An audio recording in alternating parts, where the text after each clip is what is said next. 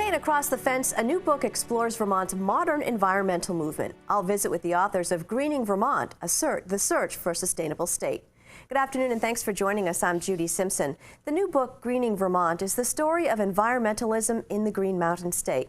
The book explores environmental successes and failures, and as we're about to find out from the authors, the book is also a call to action.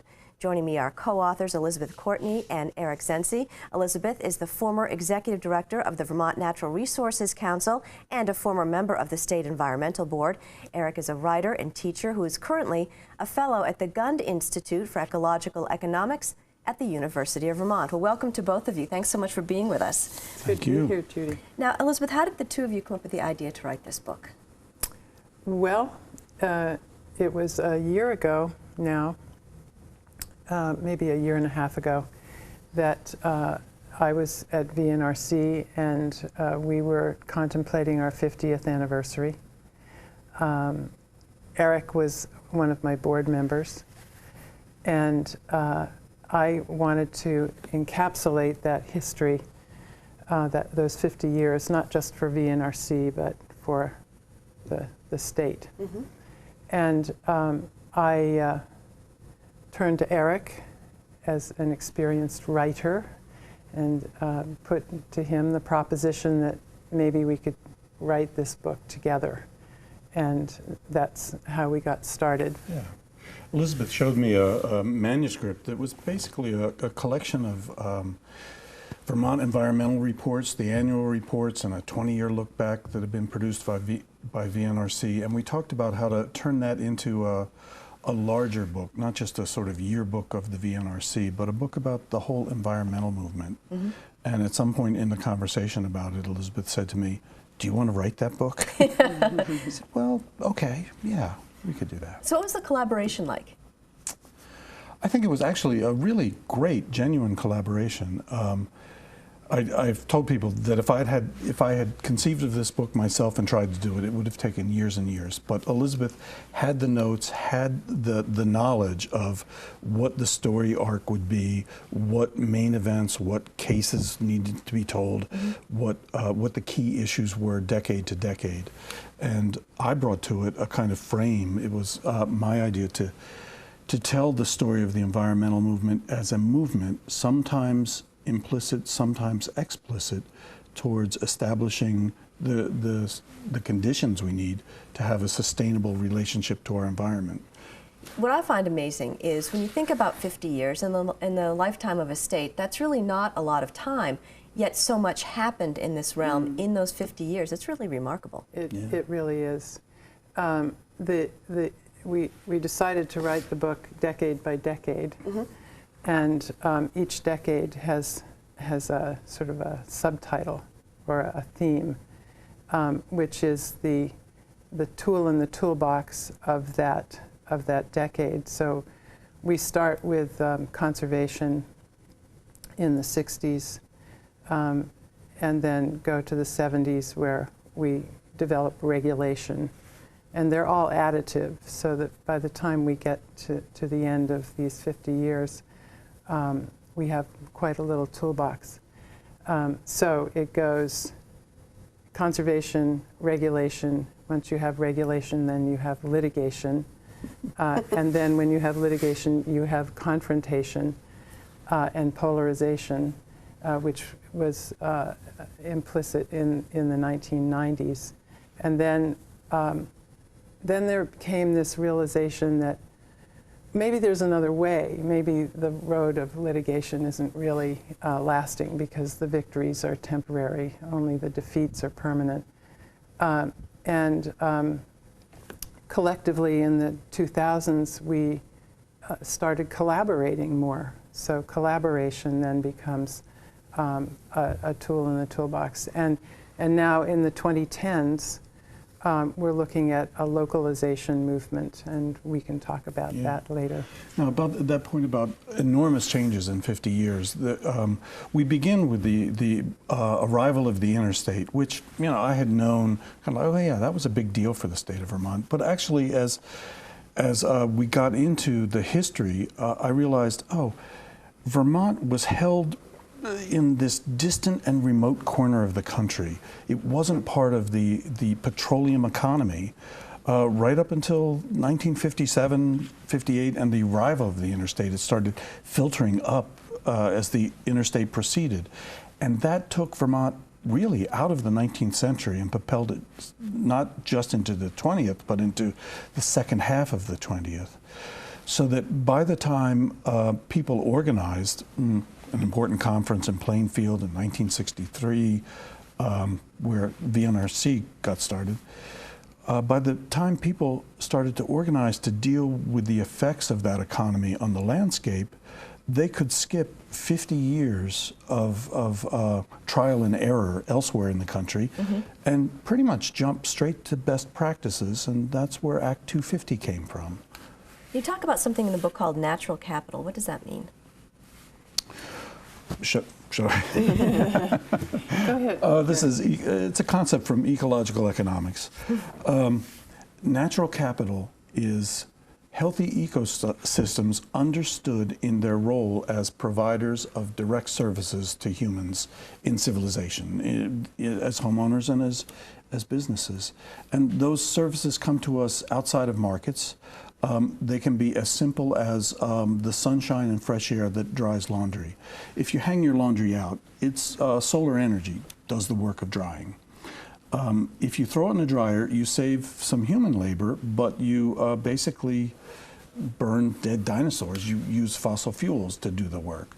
So that heat and air movement is an ecosystem service, and there are a dozen kinds of ecosystem services. If the sun didn't evaporate water from oceans and transport it as clouds to fall as rain in mountains that comes down in streams and rivers and brooks, we'd have to do that ourselves. And it would be enormously expensive to desalinate seawater and truck it everywhere it would need to go. So some of us economists have begun thinking of ecosystems as providers of these kinds of services. And practically speaking, in Vermont, and we just mentioned Act 250, the ecological services that Act 250 focuses on are clean water, fresh air, agricultural soils, forests, and our lakes and streams, and our historical perspective, our historical cultural artifacts, which are our buildings and our highway infrastructure and so on, and the beauty of this place. And the beauty of Vermont is a theme that comes out in the book, I think, in a really strong way. We had a wonderful book designer, Mason Singer from Laughing Bear Associates, who helped us image this book in a really gorgeous way. And yeah, you have lots of beautiful artwork. This is a painting by Joy Huckins Noss. If you can just look at the colors that are in that, they're just absolutely fantastic. And as you said, just illustrate what we're talking about when we talk about Vermont. Yeah. Just beautiful. And so also, too, there are some photographs, which I find really interesting, and those of us who remember back in the day, before and after photographs of what Taft's Corners looked like and looks like now, which I find interesting because as a young reporter when I first moved here, that was, I don't know how many stories on this land. Yeah, and it's interesting, this two-page before spread. And after. The two-page spread, you can see the Church Street Marketplace, which was being developed at the same time that Taft Corners was being developed. And it's interesting to see how totally different these two commercial sites were developed. One using the cultural resource of the buildings along Church Street, and the other using the natural resource of agricultural land. How did you decide who to interview? Well, the interviews are, as you know, a big part of the book. Each chapter has a collection of folks that had something to do with the theme of the chapter. So, for instance, the conservation chapter has Tom Slayton, Alec Webb, Megan Camp, and somebody else in that picture. So it was a matter of taking individuals who were involved in that activity, and the decision to put them together was that I wanted them to have a conversation and have their portrait taken in a way that demonstrated their interaction with one another and the contrast between the ways they went about, in this case, in the conservation chapter, the ways that they went about conserving. And Tom Slayton, for instance, who is the other person in this photograph, maybe you could find it in the book. Okay. Tom Slayton went about doing his conservation work as a journalist and then as the editor of Vermont Life magazine. And his, one more. Forward. Towards the front. His approach to conservation was to, I think as he put it, remind folks, here we go. Yep. Oh, it was Bob Klein. And this is great too. I love these photographs because they're so informal. They are, and they were really fun to choreograph. You know, I would tell jokes, throw candy, whatever it took to get these guys interacting. And this was Curtis Johnson, who's a great photographer. Yeah, Curtis is brilliant. Yeah. So there are more than one way. There's more than one way to skin the cat, I guess, is the story behind that collection of people. Who do you think should read this book? Oh, well, everyone should read this book.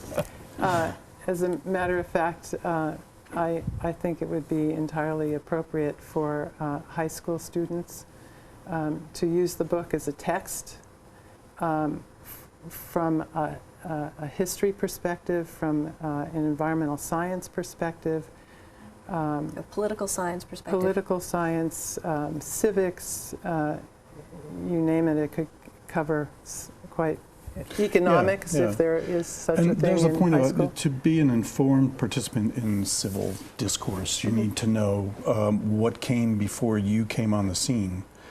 And the book sort of delivers you right to the doorstep of current controversies and issues that every Vermont citizen will be called on to make decisions about. So, yeah, in some ways, I know every author thinks everyone should read my book.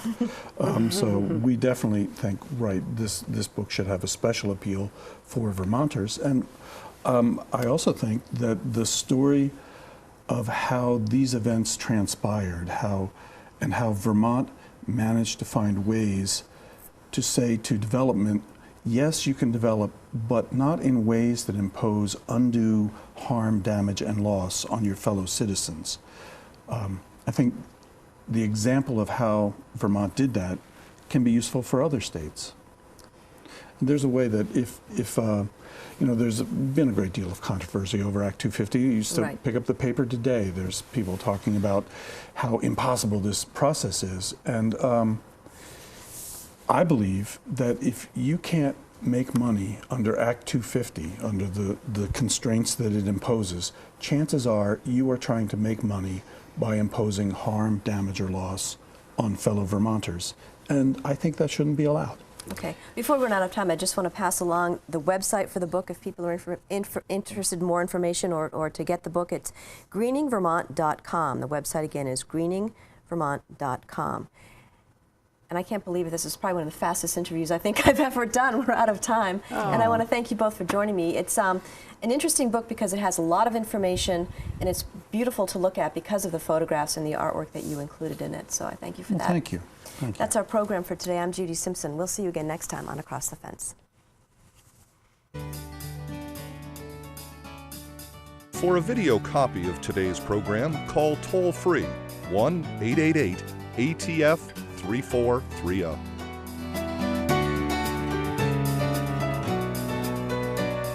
Across the Fence is brought to you as a public service by University of Vermont Extension and WCAX-TV.